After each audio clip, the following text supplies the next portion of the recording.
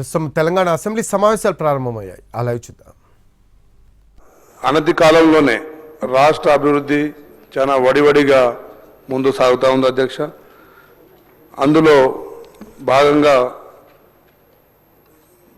ముఖ్యంగా విద్యార్థులు గత 15 సంవత్సరాలుగా 10 సంవత్సరాలు వారి పాలనలో, అంతకుముందు ఉద్యమ సమయంలో విద్యార్థులు కేవలం తెలంగాణ ఉద్యమం కోసమే వారి చదువులన్నీ పక్కబెట్టి యూనివర్సిటీలలో పాలమూరు, గాంధీ, మన కాకతీయ, ఉస్మానియా అన్ని యూనివర్సిటీలలో విద్యార్థులు, ముఖ్యంగా గిరిజన విద్యార్థులు అధ్యక్ష, వారి ఆర్థిక స్థితిగతులు అంతంత మాత్రమే ఉన్నా కానీ వారు యూనివర్సిటీలలో తెలంగాణ వస్తే మా బతుకులు మారుతాయి, మా జీవితాలు మారుతాయి అనే ఒక ఉద్దేశంతో ప్రాణాలు కూడా కోల్పోయిన పరిస్థితి చూసినాం అధ్యక్ష.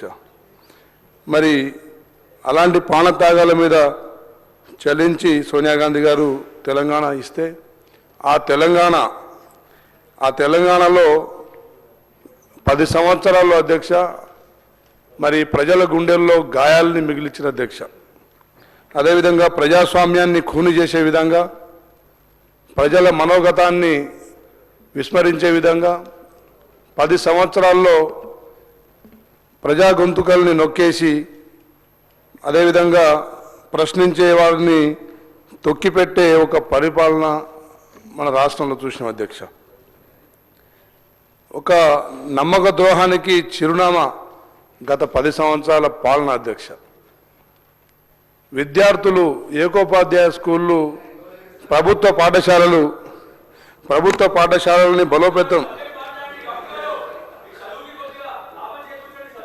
పాఠశాలల్ని బలోపేతం చేయాల్సిన రాష్ట్ర ప్రభుత్వం మరి పాఠశాలల్ని విస్మరించి విద్యార్థుల్ని విస్మరించి ఉపాధి ఉద్యోగ అవకాశాలు కూడా మరి పక్కన పెట్టి పరీక్షల పేరు మీద అన్ని లీకేజీలు, అదేవిధంగా మరి నోటిఫికేషన్లు వేసినట్టు వేసి కోర్టులలో వివాదాలు, ఆ విధంగా 10-15 సంవత్సరాల యువత నిర్వీర్యమైంది అధ్యక్ష ఈ రాష్ట్రంలో. ఈరోజు తెలంగాణ ప్రజాపాలనలో రేవంత్ రెడ్డి గారి మరి సారథ్యంలో విద్యార్థులు మళ్ళీ ఉద్యోగాల వైపు, మళ్ళీ పరీక్షల వైపు మరి దారి చూపించే విధంగా మరి అనతి కాలంలోనే 56,000 ఉద్యోగాలు మరి ఈ రాష్ట్ర తెలంగాణ యువతకు కల్పించిన అధ్యక్ష. అదేవిధంగా 56,000.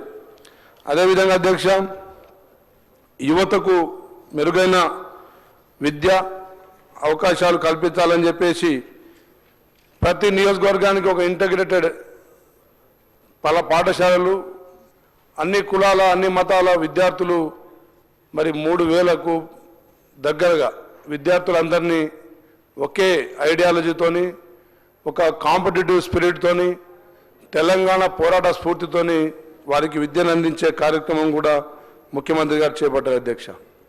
అదేవిధంగా గతంలో ఐటీఐలు అనేది మూతపడ్డాయి అధ్యక్ష.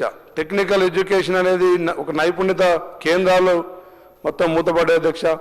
వాటిని ఆధునీకరించి అడ్వాన్స్ టెక్నాలజీ సెంటర్స్గా తెలంగాణలో ప్రతి నియోజకవర్గంలో ప్రారంభించాలని చెప్పేసి ముఖ్య ఉద్దేశంతో ముఖ్యమంత్రి గారు ముందుకు సాగుతా ఉన్నారు అధ్యక్ష.